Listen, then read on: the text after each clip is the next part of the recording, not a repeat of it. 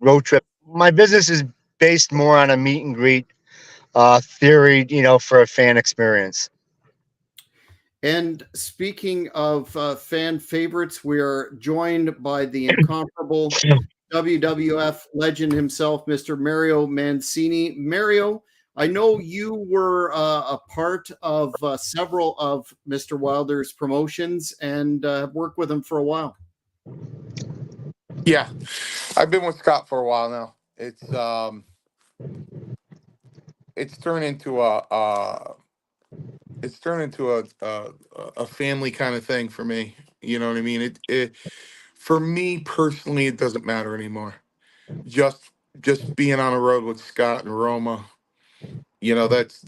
listen, it's a blast. It really is. It's a lot of fun. So for me, it's almost unfair to ask me because I have a love for Scott that and I don't care.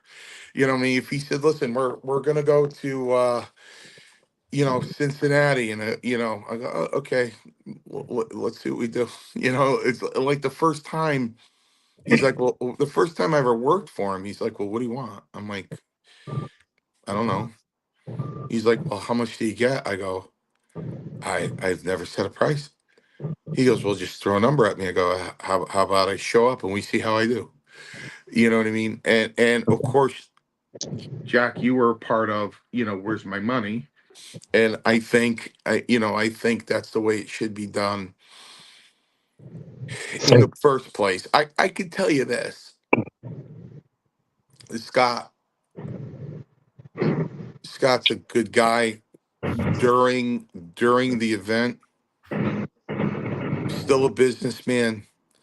Um, he knows how to spot a genuine artifact. You know, like if somebody came up like you know Christopher Reeve, in a wheelchair, just moving a lever with their mouth, and he'd give them the signatures. He'd have to worry about the money. But there's other people that come up that want stuff for free that he smells out and says, "Yeah, no, no, that's not happening." So Mhm. he does a good job with that. And the thing about it is, listen, I was brought up in this business. Thank God. Thank God.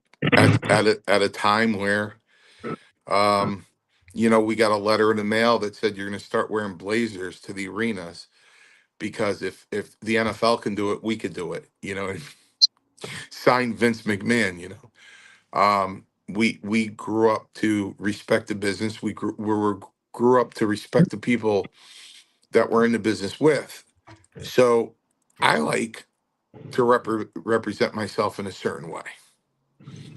Um, Roma likes to represent himself in a way. Listen, when I go there, it's ridiculous. Scott, as a gift, Scott had gotten me a pair of Mario Mancini sneakers. I mean, it's ridiculous the way I show up. I show up with Mario Mancini sneakers on. My son-in-law and one of the closest people to me, God bless him, he made my Mario Mancini shirts and he made my Mario Mancini sweatsuit and a monogram on them that says M&M. So I have my sweatsuit on. Underneath it is my Mario Mancini t-shirt. If I get hot, I take the coat off, the sweat jacket off, and I still got my Mario Mancini. The only thing I'm not wearing, for God's sakes, is a Mario Mancini hat. You know what I mean? Roma's got either his Four Horsemen shirt on or his Young Stallion shirt on. Um, and we're there to look the part and to take part in that um as professionally as we can. At the same time having some fun. Um if I guess if I'm trying to be fair, I guess if I ran out of skull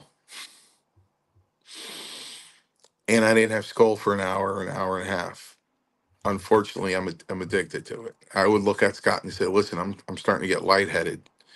I'm starting to get dizzy and my eyes are starting to droop here. You know, I ran out of skull. For God's sakes, Mancini, let me send somebody out to get you some skull. But if I had more of a serious problem, I guess making. I'm not going to guess. I'm going to state that in order to be responsible, um, and if you have self awareness and you're honest with yourself, and you might have a problem, you turn down the booking. Say I'm not going to be able to uh, fulfill my obligation, and you don't even have to say why. It's nobody's business, right? But you just say, listen, I'm not going to be able to fulfill the obligation, not to your expectation. Um, so that's the problem. Um, you got a kid. That's the problem. And the argument is, well, I fulfilled my obligation. Well, I was talking to Scott last night, right? So it's a Monday back at the firm here, and the phones were exploding. You know, I was out for 5 hours today. I got rear-ended, I got broadsided, I got hit on a bike. The whole nine, whole 9 yards. So as I explained, I was talking to Scott last night. I said, "What would happen if you just showed up to your job? You just showed up and you did nothing, and the guy you work for comes and goes, hey, listen, you say, well, listen, I showed up. Where's my money? I showed up. I got up this morning. I came here. So it's like if I didn't go out and do my intakes today, you know what I mean, and just showed up, you know what I mean. So you got to do. You got to do. Listen, money's tight today, and these good people come to see you. And I had a couple of diehards at Mohegan Sun a couple Sundays ago, and I say diehards because they had the tab of where I am in the encyclopedia, and they open up the tab right where I am and lay it in front of me and say, "Can you sign it in red?" I could have been John Doe for the WWF. It doesn't matter. They want to fill the book. So if John Doe's in there and John Doe's at an event, they're going to go see him because that's just another signature in their book. It's almost like a stamp collection, you're missing one stamp. So, um, as much as a lot of fun that we have, you got to take it very seriously. I mean, when we walk into an event, Scott starts setting up, we go behind the table, Roma says, let's pray we do well today. And we start laying out, and we sit down, and we might tell some war stories, but the minute people start coming close to the table, we focus, we pay attention. Even Scott goes, "How are you doing today? How are you? Are you having fun at the event?"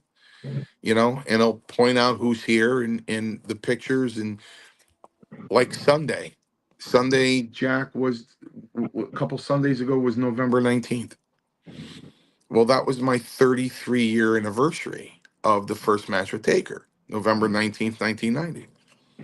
So, Scott's got a photo, and he's like, "Hey, today's the 33rd anniversary of Undertaker's first match ever in WWE, and here's his opponent right here." And I did a special autograph on a 33-year anniversary autograph on a photo on a few of them. And we do what we can to pay the bill. We do what we can to pay the bill. So you have to be 100%. But plus there's camaraderie before and after the show. You know what I mean? And if you're going to count yourself out, well, you're sticking out like a sore thumb. And you're sticking out like a sore thumb even more if it's you don't have to guess what's wrong because it's obvious what's wrong. And you leave the other guys going, gee, what a shame. So that being said, with that work ethic and that commitment to the fans that you've laid out there, Mario, can you talk, Scott, about the event in question and your negotiations and your understanding with Mr. Just Incredible? Well, listen, All I'll right. say So, this. oh, Go ahead, Scott. no, go ahead, Mario, and It then was I'll start. listen. It was a good write up. It was you know, telling stories and everything. Very inoffensive guy. Very nice, polite guy. Likable guy. Um, the only other time I met him briefly was at the Cadillac Ranch, and I really didn't have a chance to talk to him at all. But it was a very nice guy. He had interesting stories about his career and what he went through, and you know, um, and like I said, very polite guy. You know, we'll say please and thank you, and you know, God bless you. A nice guy. The ride home was uneventful. I think he slept 80% of the way home. I mean, you get tired when you're driving that long. When you know you're in the car that long. Um, I don't know. Um, Again, it's unfair because you know you're talking to somebody who doesn't care if I get paid or not. So is it really fair? You know, I don't care. I could care less.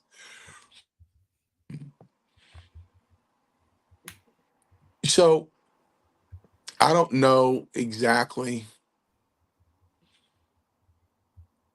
what the numbers or the deals or the negotiations or the initial numbers. I know what was to be settled on. I know Scott gave an advance. I know Scott's helped him in the past out of nowhere for nothing. I mean, for absolutely nothing. You know, meaning like, you know, you have $50, you know, yeah, sure, here you go. You know. So for me, my professional opinion is you have to be focused on the purpose that you're there for. And if something is in that way, in the way of that, then you know, I remember Scott walking by me, you know, because it was Horowitz, Roman, myself, then Justin. And he looked at, you know, Justin's table and he said, just invisible. And he said he's been gone quite a long time. I felt bad because, you know, my loyalty is to Scott. I felt bad because there were a couple families that stopped and picked up his pictures and stared. And I'm looking to see if he's walking back somewhere somehow. There were two families, as a matter of fact. And they just looked at an empty chair and they walked away. So if you look at it, that's, you know, would they have bought something? Um, the thing is we'll never know because he wasn't there. Um, I have diabetes. I have to use the men's room 4 or 5 times, but I go to the men's room and come back. You know, my back was killing me after the And first day. Mario, So can I just say, every time you came back from the bathroom, you didn't reek of vodka. yeah, yeah. So Well, that's another thing. I but mean, I you know, listen, I'm no stooge. You know what I mean? Um, he was doing it right in front of Scott. You know, he was the second day I felt bad because it looked like he was in a lot of pain. I don't know what kind of pain, but he was very uncomfortable. Extremely uncomfortable.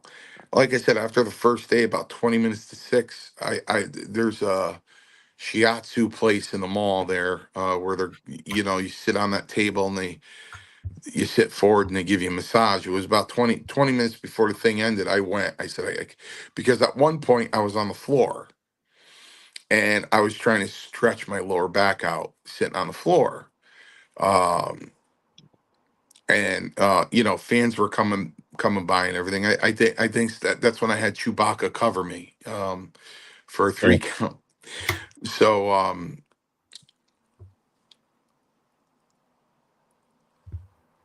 I mean,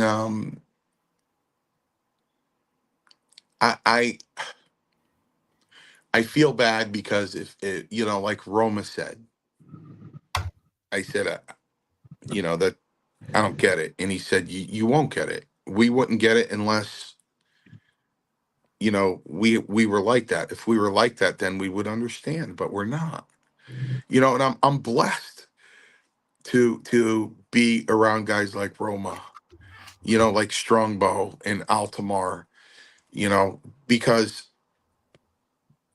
if that were me, as close as Roma and I are, and I started doing that,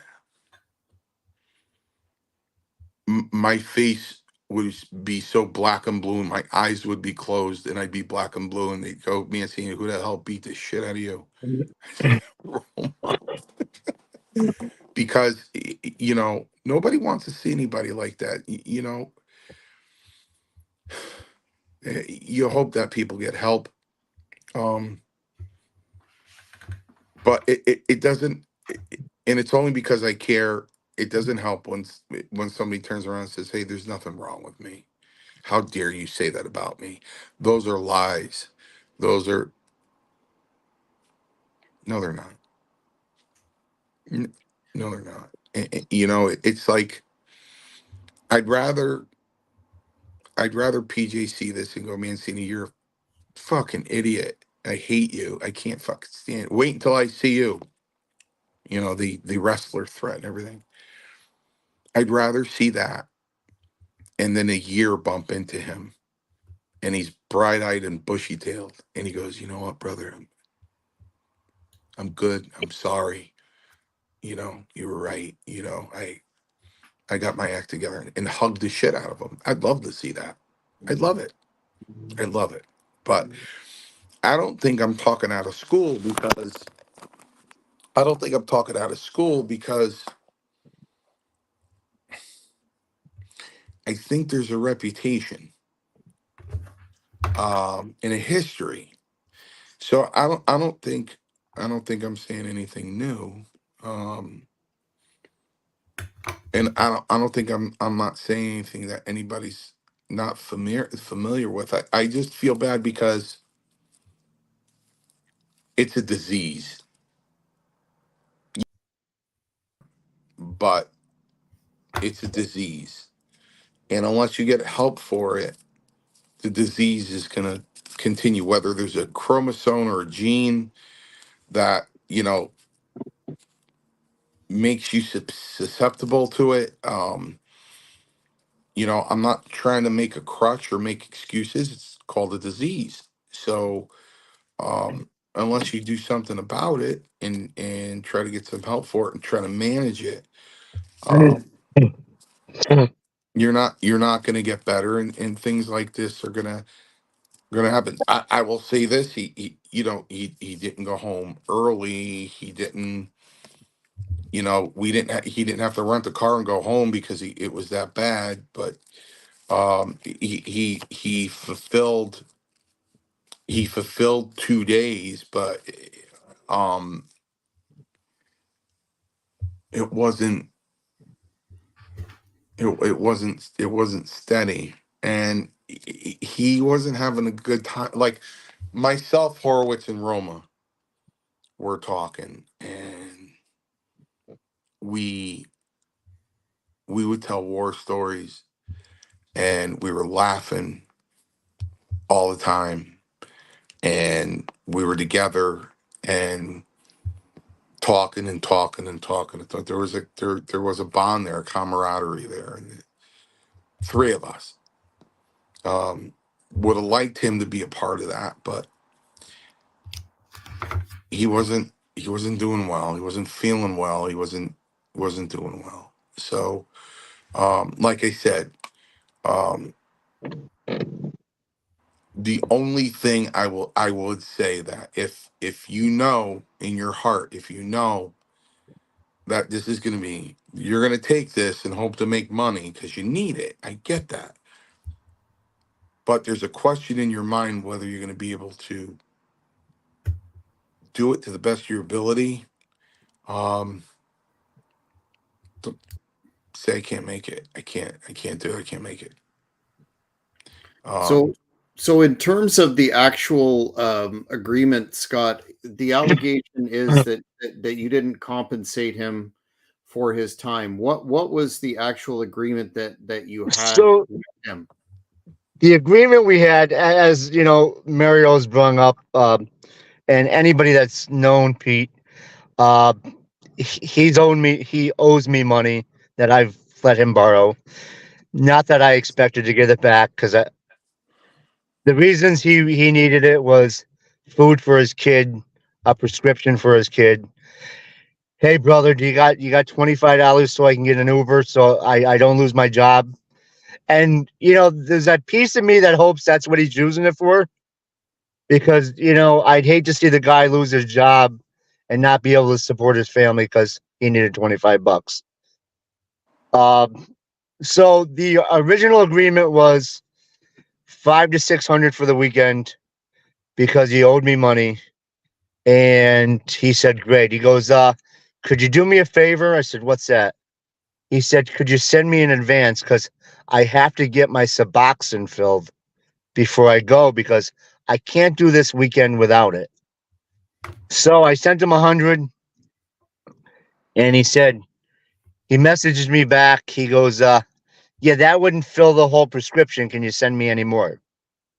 So I said to him, I said, "Let me see what I can send you tomorrow." So I sent him another 100 that Friday, and supposedly he got his Suboxone. Well, I'm busy running around Friday because we're headed to Horsehead. I had to pick up Barry Horowitz at Albany International. On the way up to Horsehead, I'm driving and I get a text from him, and I can see a little bit of it because I got my GPS on. It said something about stopping to grab me vodka. And I just rolled my eyes and I just ignored the message. So we get there. Uh, Barry had something to eat when he got into Albany. I get to Horsehead. I meet Mario and Roma and PJ. It's about 9 o'clock, 9:05. We check into the hotel. There's an Outback right across the parking lot. We go over to get something to eat. First thing he orders is a double vodka, and I think he was drinking cranberry. Pounds that one. Says, "Wow, that didn't taste like there was any vodka in it." So he gets another one. I'm thinking, night before, you want a couple drinks, fine. Next day, we get up, we go out to breakfast. Everything's great. Everybody's having a great day. We get to the venue. VIPs come in. We sign some stuff. Periodically throughout the day, he's going to the bathroom. He's going to smoke. Costello. He's gone for 45 minutes here, 45 minutes there. Later on, I find out his friend was this convention was hooked to a wrestling show. So one of his friends that helped run the wrestling show, he kept going to him all day saying, "Come on, brother, you don't have somebody that can go get me vodka? You don't have somebody that can get me some vodka?" Well, 4 or 5 times. So finally he gets one of his students to go get him some vodka. So he's gone again. He comes back and he's like, "Finally, I got some fucking vodka in this place." And I just looked at him, not saying nothing. Don't want to make an ass out of him. And let me go on record to saying, number one, Jack, this is not my style. I don't go on and blast anybody. I don't talk shit about anybody. I try to keep this between me and him. He brought it to social media. I didn't. So that day goes on. As I said, he probably did, if I had to guess, three Mm. 3 hours of the day of the Mm. without being missing. That night we leave there. Well, first there's a wrestling show, so we stayed to try to hit some of those fans with some autographs. And he sat there was, when are we leaving? When are we leaving? When are we leaving? Like scratching his legs, bent over. And I've never been an abuser of drugs, so I couldn't tell you what he was on, what he was doing. I do know he was drinking. Um, we leave there. We go. Before we leave, I said to everybody, "Where do you want to eat?" Nobody could decide. I said, "Why don't we just do Outback? It's right there by the hotel. We could walk there for Christ's sakes." So me and Barry is driving with me, Mario, Roma, and PJ go in Mario's car. Mario was nice enough to pick him up because he lives a half an hour from him. So I didn't have to go all the way there and get him because he doesn't have a license. Uh, so me and Barry go to the restaurant. We're sitting there, sitting there, sitting there, probably a half an hour. And Mario and Roma shows up. I'm like, "Where's PJ?" Oh, he said he's just going to go to his room. And well, on the way to the restaurant, which was a 5-minute drive, he had to stop to a liquor store to get vodka. Goes back to his room, drinks his meal. I'm like, his loss. Sunday morning, we get up, we go out to breakfast. We're at the restaurant. There's a little bit of a wait because it's Sunday morning. He's sitting there, sweating profusely, and he goes, "I can't do this. Mario, can I have your keys so I can go sit in your car?" He goes down to the car. So either he was hungover as shit, having DDTs, fucking going back out to finish his vodka, whatever, sat in the car while we ate breakfast. We get to the show, which is, once again, it's a 5-minute ride from any place we were to the venue. We walk into the venue. First thing out of his mouth is, "I got to go to the bathroom." Goes to the bathroom. 25 minutes later, comes back. We get set up. We all ended up going to the bathroom at one point or another. Uh, PJ would come back, sit there for a minute, rubbing his legs, sweating profusely, all humped over. Then he'd be gone again and again and again. And at one point, I won't say who said it to me, but they looked at me and they looked over at his empty table and said, "He's been gone for a while." And I looked at him, I said, "We're at an hour and 20 right now." Now, this is the guy that fulfilled his commitment with me by showing up. So that time he was gone about an hour and 20 minutes and comes back and sits down like nothing's ever happened. And the whole event, I mean, as I said, the 2 days, it was probably a 15-hour event. If he was at his table 5 to 6 hours, that was a lot. Mario said, I made the comment. I said, he's just not the drunkest. He's just invisible, because that's what he was the whole fucking weekend. I mean, I saw his empty table more than I saw him. So at the time that we were getting ready to leave Sunday, he everything out of his mouth was, "What time are we leaving? Are we getting out of here yet? What time are we getting out of here? What time are we getting out of here?" This is at 2:00. The event ends at 5. You know what I mean? And I just kept looking at him. And well, let me back up a little bit. So I think it was that Saturday. I'm over just talking to him, and he looks at me. He goes, "Hey, brother, you got any Vicodin?" Now this is the guy I sent him money for his Suboxone, and I looked at him and I said, "No, I'm all out." And I shook my head and I looked at Mario, and my jaw was just hanging down, and I was like, "What the fuck?" You know, this is a guy that's clean and sober and needs Suboxone, because he couldn't make it through the weekend without it, and you're asking me for Vicodin and drinking, you know, fifths of fucking vodka like they're Coca Colas, you know. And then Sunday, as I said, we're packing up to go. He goes to the bathroom, and instead of making an ass out of him in front of everybody, I go to the bathroom because I did have to go. And I called him in the hallway, and I said to him, I said, "I'll get a hold of you either tomorrow or the next day, and I'll talk about what we're going to do for pay for you." "All right, brother. All right. All right. All right." So then come Monday night, I started getting a text from him about money. And I really had to give it a lot of thought because, last thing I want to do is screw anybody out of money.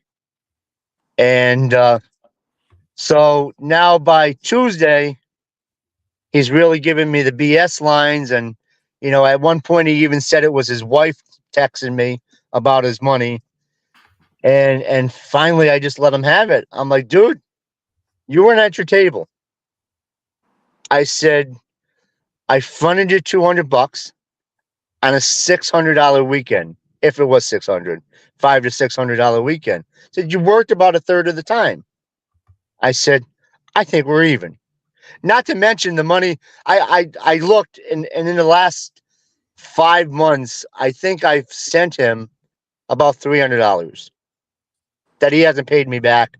And brother, I'll get it back to you, or brother this, or hey, take it off with the next show we do together. Or so about 3 days after the event, I see on Twitter that he makes a post that says, "Yeah, I worked the whole weekend and I didn't get paid for it." So I screenshot it and I sent it to him, and I said, "Listen, you got a deposit on it." I said, "You weren't at your table the whole time. You're at your table about a third of the time you were supposed to be there." I said, "If you want to take this to social media," I said, "which, I hope you don't want to." I said, "With your track record," I said, "and I got 3 people that were with us that's would tell a totally different story than what you're telling." I said, "Take it to social media and we can blow it up, or we can move on from this." I said, I said, "You have demons." I said, "You need to take care of your demons. I wish you nothing but the best, but I'm done with you." So he continues to blow up my phone, 9:30, 10 o'clock at night. So finally, I have to block him. So then he starts sending me messages on Instant Messenger on Facebook, and I'm just ignoring him. I'm not even paying attention to him. So he sends me one, and I was just like, "Look I said, I'm done with you, dude." I said, "The money I've given you," I said, "consider it your fucking pay because I'm done with you. It's done. It's over with. Don't talk to me no more. It's over with." And like I was telling you before we even got on here live today, he messaged me again and was like, "Oh, come on, brother. You need to pay me at least fair for what I did, you know?" But he didn't want to do a fair job. If I go to my job, like Mario said, and it's slow, and I jump in my car and I go to Walmart, my boss ain't going to pay me for being at work. I mean, I've worked with this guy probably for the last 3 or 4 years, and I'm probably about the only guy in the Northeast that would book him because I was trying to help him, trying to give him something. And I always told him right from the get go, dude, we're good until you fuck me. And that weekend, he fucked me. He fucked me more than he's ever could fuck me before. And, I put up a lot of shit with him, and I've never even asked him ever to bring his A game. Give me your B game. I didn't even get a C game that weekend, and like we know he's always blowing people off, taking deposits. A buddy of mine wrote his book, prime example. And he was doing a Kickstarter, I believe it was, with a package. You got the book, a signed 8x10, and an Aldo Montoya mask that my buddy paid for, bought out of his pocket to make this guy some money. And I think it was like $99. So PJ goes on Twitter and offers the same deal and has people PayPal him. And he got, I don't know, 30, 40 people to do it. And then when it came time to mail everything out, told him the publisher fucked him over. So my buddy, because his name was attached to it, got a hold with everybody that was ripping him apart on Twitter and mailed him a book to try to shut him up a little bit. You know what I mean? To try to get him their, some money, some value on their money. And I think he even sent him another book that he wrote because PJ just showed up and did his job. You know what I mean? I mean, the guy's track record is unbelievable. It's funny because when I first started working with him, it was through my buddy Kenny Casanova who wrote his book, and he goes, "Hey, PJ is looking for somebody to do some events with him, and I didn't know who he was. I didn't watch ECW. I stopped. I think we were talking one time. I stopped watching wrestling, 1985, 1988, something like that. So I Googled him when I was on the phone with him, and nothing good came up. It was, Just Incredible screws this guy. Just Incredible screwed that guy. Just Incredible showed up in an event, drunk off of his ass, and made a fool out of himself. And I said to him, I said, "Wow, man." I said, "I just Googled your name and nothing good comes up." And he went to make an excuse for it. And I stopped him and I said, "But I'll make you a deal. If you don't fuck me over, you'll always be good with me." And he fucked me over. I mean, I've done multiple events with him. I mean, I took him to one of Mario's shows just to give the guy a payday. Just to give him a payday. And he came in and he had an easy match with H.C. Loke, because H.C. Loke carried him. Because at 300 pounds, you couldn't even move in the ring, and I gave him a payday just to help the guy out. And then you're going to shove it up my ass and then go on social media and tell everybody it was my fault that he's an addict and couldn't perform, and look, I know it wasn't the best show ever, but your job was just to sit at that table. That's all your job was. And you couldn't do it because you were out chasing dragons to fulfill your demons. And I don't do drugs. I don't drink no more.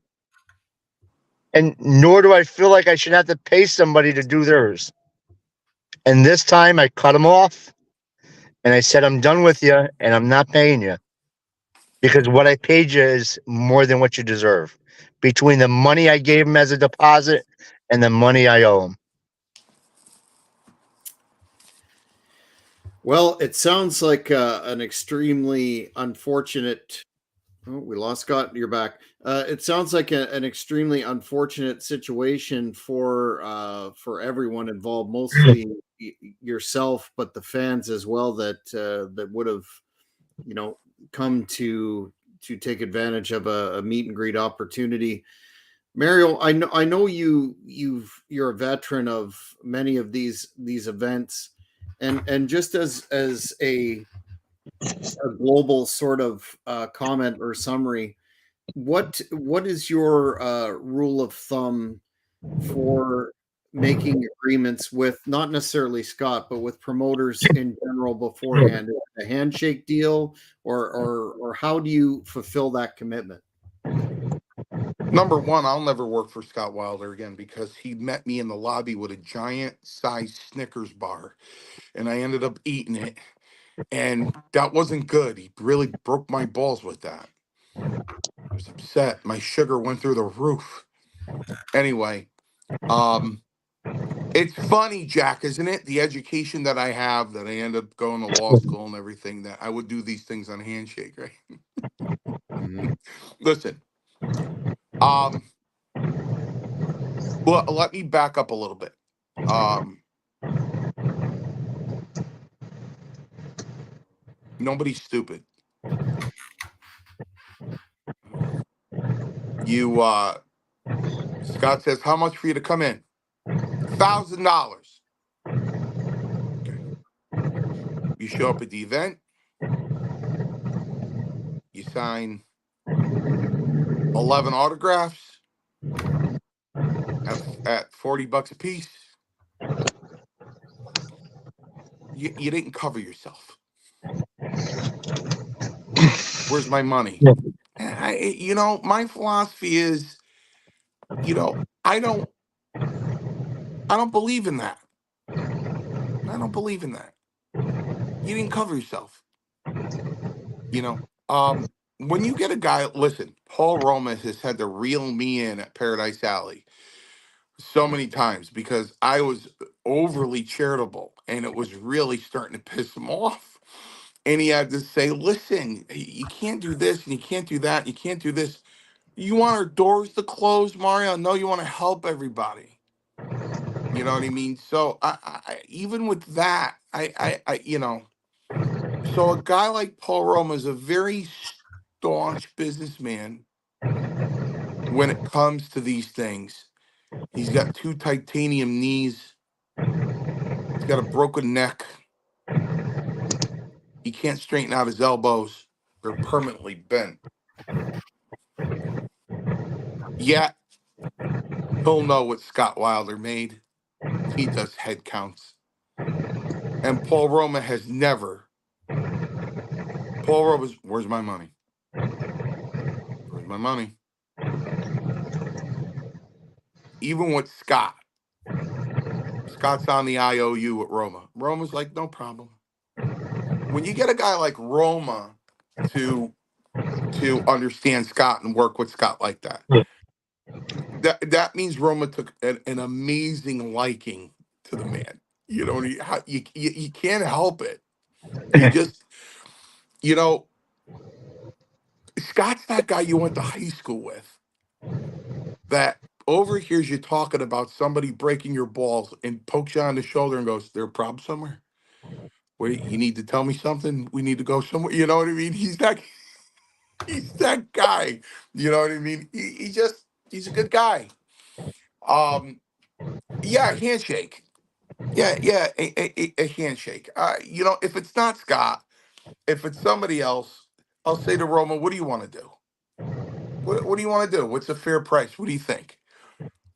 And we'll throw a price out there, and if it works, it's great. If it doesn't, we don't mind sitting home. We like sitting home. Um, so listen, nice guy, very, very nice. He's very polite, very grateful, very thankful person. Um, I, he just got a demon, there's comments up here. I think somebody put up there that I bank on PJ every time, or so. You know what? So would I. So would I. He's one of the boys. Well, Jack, did you ever work? Do you know how to wrestle? Have I been trained? Yes. Okay, did you wrestled live? Yes. Okay, so Scott's the only one that has it. So it's very difficult to come on a show like this and talk negatively about one of the boys. You know what I mean? Because that's taboo. You can't do that. You're not supposed to do that.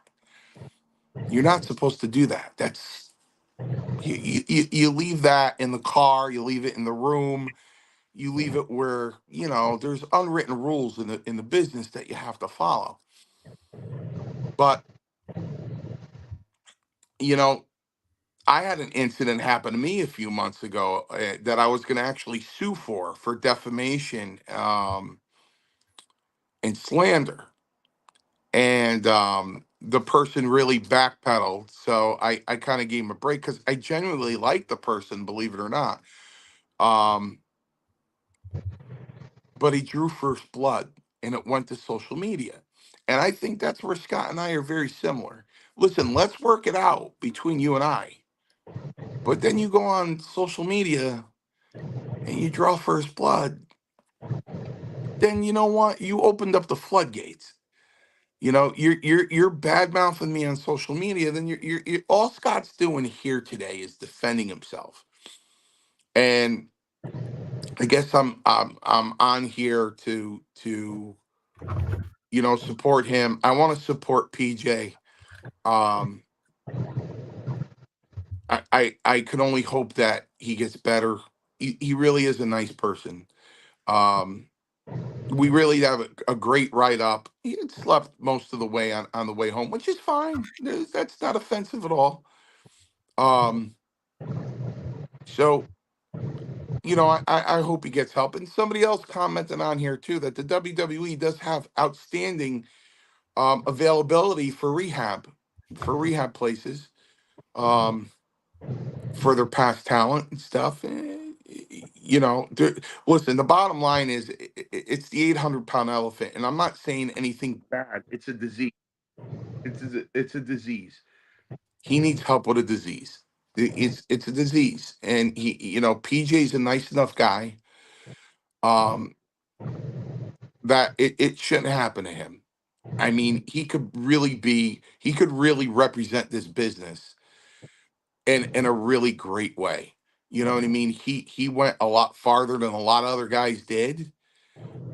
He had a fantastic career, a lot more than a lot of guys had, and he could really represent this business great. But like I said, when Scott's like, he Googled things, and people have different experiences.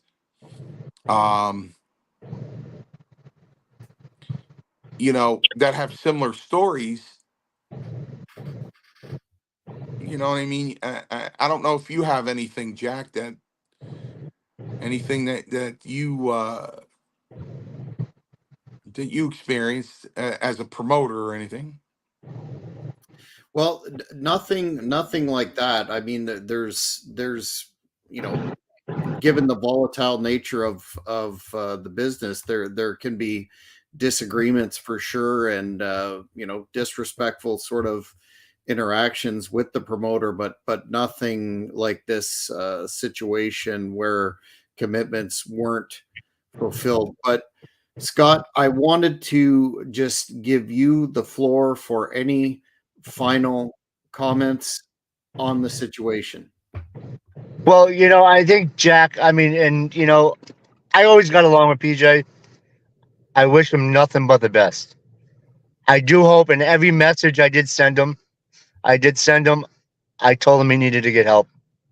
And I wished him the best, because when PJ is PJ, PJ's a great guy. But when PJ isn't PJ, he's a train wreck. And I mean, from this whole thing, I mean, the bottom line is that he didn't do the job, so he didn't get paid. I mean, and he messaged me today. I should pay him fairly. Well, between the money I gave you as a deposit and the other 300 I gave you in the last few months, I think I took care of my commitment to you, and you didn't take care of one to me. So I wish him the best. I hope in a couple of years, you know, a year or 6 months, he's clean, and I can run into him, and bygones can be bygones. I mean, I don't hold any hard feelings towards the guy because deep down I really like him. But liking somebody and being taken advantage of is two different things, and I can't let him do it no more. I like great. I like him too. Great guy. Really, really. I mean, really, genuinely a nice guy. He really is a really nice guy. I, You know, I mean, if I didn't like him when he contacted me, hey, you got $40, I'd just tell him no, you and know, I'd send it to him. it reminds me of a student that we haven't seen in years. The nicest human being you ever wanted to meet in your life. I mean, this guy will do anything for you. Never has a bad thing to say about anybody. God fearing man. Loves his wife. Has a beautiful family. I mean, just you couldn't meet a nicer guy. The minute he stepped between those ropes and got in that ring, you wanted to kill him because he just couldn't get it. He just no matter what, he just couldn't get it. You just wanted to go in there and kill him. You just tell him to do things 10 times, and he just couldn't get it. Outside that ring, you wouldn't want another human being by your side. But this guy, he was a fantastic guy. And you know what? I just think, you know, if we all know the relationship I have with Roma. It's no secret that we might as well have the same blood running through our veins. I mean, we're brothers. If Roma didn't see me for 3 months, well, I don't have to say that. It's actually happened. So it was, I don't know, 2018 or 19. Um, we were in the wrestling school, and I guess I've gone over the top a little bit. So Roma comes over to me while I'm sitting down. He goes, "Yeah, you're coming to the gym with me tomorrow." And I go, "No, I'm not. Fuck you, Roma. I'm not training with you. Last time I trained with you, I couldn't walk. I'm not doing that." He goes, "You're training with me tomorrow, and you're going on a diet because you're gonna explode, and that's not happening." I said, "I'm not going to the gym with you." He goes, "You have two choices. You show up tomorrow at the gym, or I can kick the shit out of you right now, right here and right now." I said, "What time do I show up tomorrow?" So, and he saw that as much as he loves me, as much as a nice guy that I am, and how close of friends we are, that out of stress or out of emotions over divorce or what have you, I I've always been fat, but this time I exceptionally let myself go, and he wasn't having it. So as much as he loves me, as much as we're close, and I'm a nice guy and he's a nice guy, I displayed that I had a problem, and he just wasn't having it. And I went to the gym, and he took 35 pounds off me, and my cholesterol dropped, and my sugar dropped. you know, I had a problem, and I had a friend that loves me, but looked at me and said, "You're a fat slob." You know what I mean? So, and we're doing something about it. So, I don't want this to be taken out of context because I think PJ's a tremendous person. I really do. I spent 7 hours in the car with him. Well, on the way back, he slept the most, which is fine. You know what I mean? Because this is a long ride and it's dark and stuff. But on the way up, there were so many stories. So it was just filled the conversation, and I was really impressed by him. He's just a really nice, genuine, polite, thankful guy, just a very nice guy. And I think, just like me, a very nice guy, or else you guys would I wouldn't be on this podcast with you. Or nor would I do more cheap heat every month with Maurice, because Maurice might be a tiny guy, but he doesn't take any shit off anybody. You know what I mean? He'll tell somebody to go fuck off in 2 seconds. So I like to think I'm a nice guy, but if I have a problem, people are going to point it out to me. You got a problem. As nice as you are, you got a problem, and I want to bring it down to that, because I really think he's a good human being. Um, he doesn't listen. Here's the problem. Maybe all the stories are true. Maybe they're not. The no shows, the showing up this way and showing up that way, or showing up for Scott, and kind of, his demons kind of took precedent over what the purpose we were there for.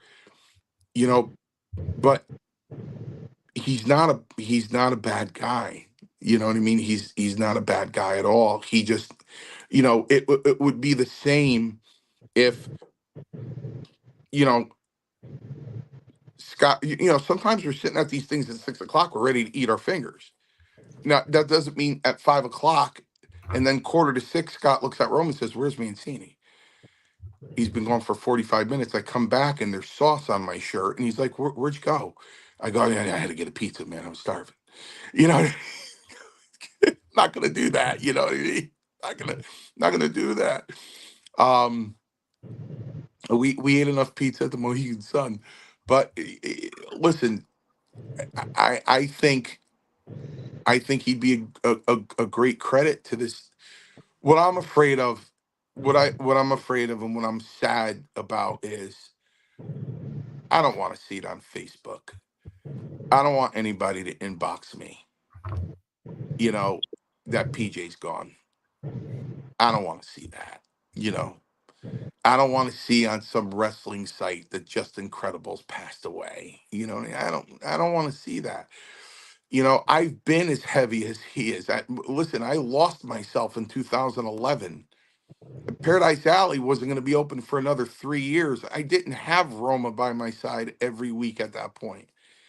And I blew up to 316 pounds over stress and everything like that. So, at one point, I thought I was going to die, and I get straightened out. I don't want to see anything bad happen to PJ. He's a nice guy, and you know what? Seems like a tremendous father. Telling me about the communication he has with his kid, and everything, and the relationship he has with his kid. A tremendous father. Um, so hopefully, hopefully, I'd like to see him get some help. Like I said, it's a disease, but the man himself, I liked him. I liked him. So, um, I read the last comment. I get it. Maybe a lot of people are busy right now. It's rush hour, but I don't bank on this. I bank on the after views. So I get it. You know what I mean? Might have a small live audience, but I bank on. Oh, listen, I had a small audience on Cheap Heat too when I first did it, and I got 15,000 views. So Well, and now the Mario Mancini show is a staple of the channel, and we're all looking forward to the big holiday edition of the Mario Mancini show. So we'll keep everyone in the loop on that one. But gentlemen, we've come to the end of the hour. I want to thank you, Mario, for your insight as always, and Scott for your time. And we'll hope that there are more positive days ahead and more positive news in the future for that individual. sounds good. I Hey, gotta hey, I gotta Jack. go to Just in Paradise closing, Alley and teach these see kids. you later, Mario. Just in closing, all I want to say is, Peter, just get some help, man. If not for you, for your family, for your kid. Because, like Mario said, that's the last thing we want to do is see on Facebook that something happened to you. You know, take care of your demons, man. There's a lot of people out there that would help you. Like WWE has a great program. I tried to help you, you wouldn't let me. So get some help, buddy. Well, fans, we'll leave it at that. And thank you for tuning in to this special broadcast. Thank you for watching the Hannibal TV. Please like this video if you enjoyed it and click the subscribe button to not miss any of our latest shoot interviews, match videos, or news updates.